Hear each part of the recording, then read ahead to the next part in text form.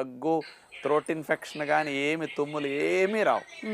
7, 8 నెలలు వచ్చిన పిల్లలకి పళ్ళు పెడతారు కదా, సీతాఫలాలు వాళ్ళు నోట్లో పెట్టుకుంటే కరిగిపోతాయి. అలాంటి వారికి బాగా పెట్టండి, చాలా మంచిది ఇమ్యూనిటీకి.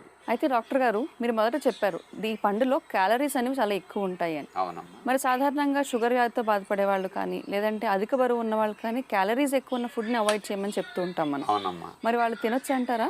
సన్నగా అయిన తర్వాత సీతాఫలాలు తింటామంటే మళ్ళీ అప్పుడు మన కోసం కాయవు కదమ్మా. అవును. అందుకని లావుగా ఉన్న వారందరూ సీజన్ మిస్ చేసుకోకుండా సీతాఫలాలు తినండి, బరువు పెరగకుండా తినండి అంటా నేను. ఎలా తినాలి?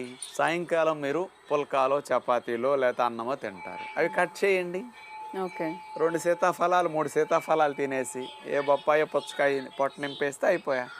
అంటే ఇంకొకటి తగ్గించాలి, ఇది తినాలి. షుగర్ వ్యాధి ఉన్న వారు కూడా 3, 4 తినకూడదు, కానీ ఒక సీతాఫలం రోజు తీసుకున్నా పెరగదు. వీళ్ళు ఎలా